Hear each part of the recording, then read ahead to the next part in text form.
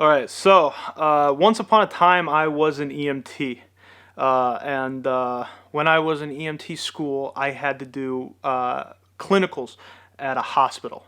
And on my second day of these clinicals, I came in to see one of my classmates in the room restraining a patient who was seizing. It was an extremely intense moment, and I was kind of like just like terrified, just like even just looking at it. So I get settled in and I go next door, and what do I find? A guy just hanging out, seemingly like laughing with his wife. And I asked him, "What's up?" I introduced myself, and he said, "Yeah, no, I'm doing all right, except that I broke my penis." And like it was kind of like that moment, like early on, that kind of made me feel kind of comfortable with the situation I was in. Oddly enough, like I was.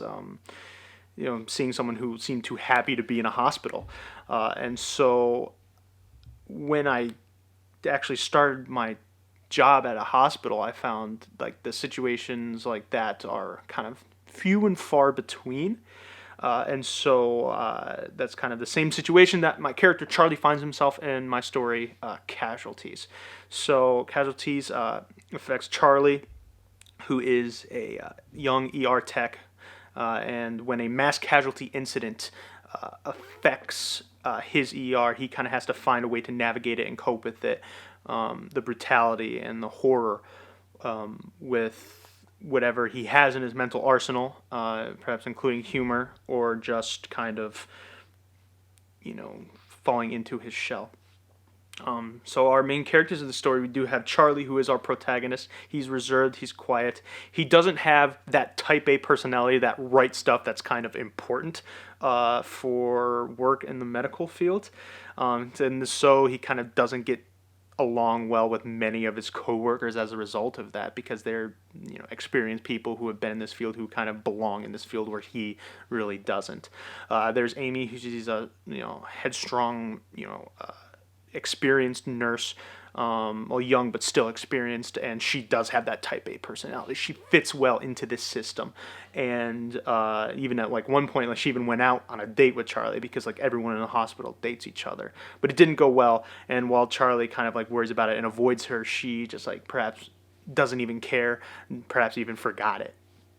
Then we have Marcos, who is a patient transporter.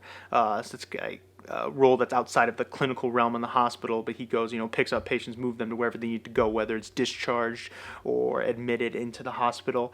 He's old fashioned, but he's like a charmer and a chatterbox. That comes with kind of a level of misogyny, in which he definitely treats the women in the hospital different than the men. And with that, Charlie kind of feels disconnected to him, even though Marcos likes Charlie because he can kind of talk the kid's ear off. But all the other staff of the hospital don't care about it, because in their realm that doesn't matter above the tasks at hand. And the task at hand is running this ER. And who runs the ER?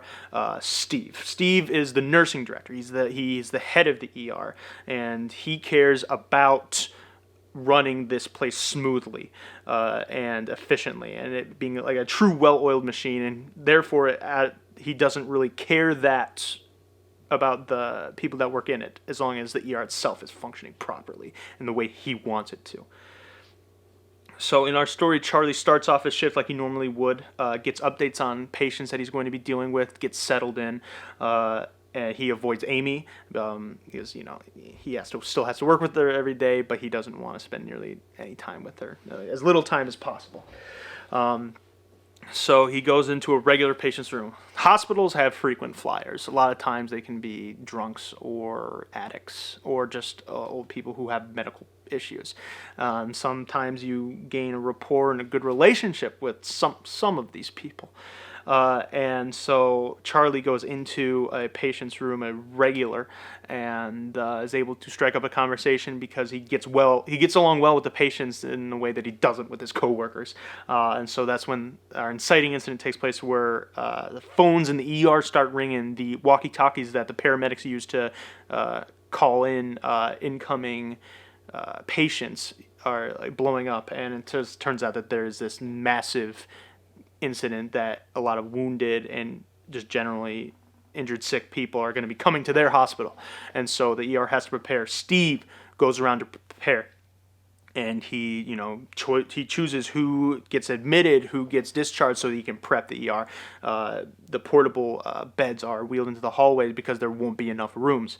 All the nurses don't quite agree with Steve's choices here, but he's the boss. He has that power. So Charlie, in all of this, he's like already on the edge of a panic attack because he's not built for this.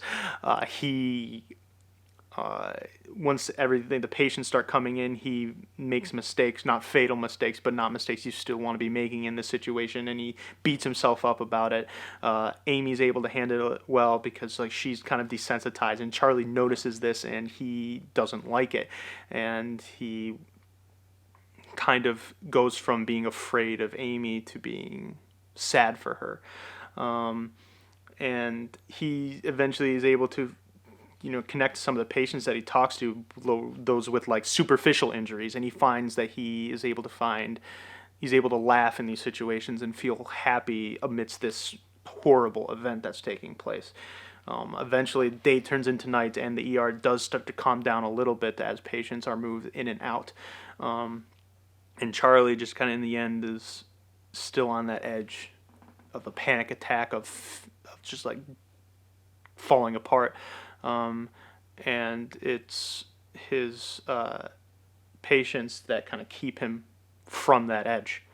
And as he leaves, he just kind of like looks back on this day and the people that he works with, and kind of seeing them at like at this crucial point of like high intensity emotion, just how desensitized they are, and it makes him feel better about himself, but also horrible at the same time. So for me personally, what do I have with this connection? Well, I was a licensed EMT. I lived this. I worked in a hospital for a year. I've seen patients of all shapes, sizes, and sorts. A lot are experiencing the worst day of their life. So you kind of see people at an emotional point that you would not see in any normal day life.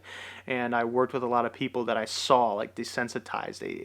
Like this right stuff kind of takes emotional toll, and the hospital is its own ecosystem as a result of it. Like people act in a hospital in ways that nobody does individually or in groups outside of a hospital do. It's a unique place and is an interesting experience that I wanted to convey on screen accurately and with nuance. The nuances that you see in these places, as well as with poetic and literary nuance. The themes I kind of intend to explore with this are like that.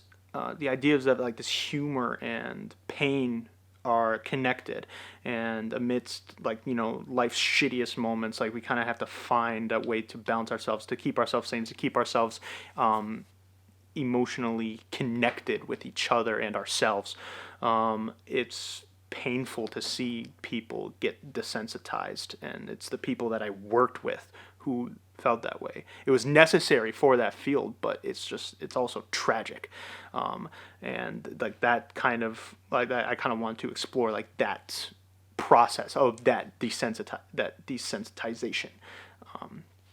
I kind of see this as like MASH, where you have a regular people in a horrible situation, and how it changes them and morphs them, and how they kind of have to adapt like that in these situations. And I want to put them in, put that kind of thesis into a claustrophobic space, something where you feel up close. It feels, you're dirty, you're right there with them. And so it's MASH meets both like the Son of Saul and Die Hard in that sense. So for our character Charlie, in this situation, he has to kind of navigate this without becoming desensitized, but being able to do his job properly, knowing that he's not really the kind of person that should be in this place. So whether can he survive, or will he just become another casualty? Thank you.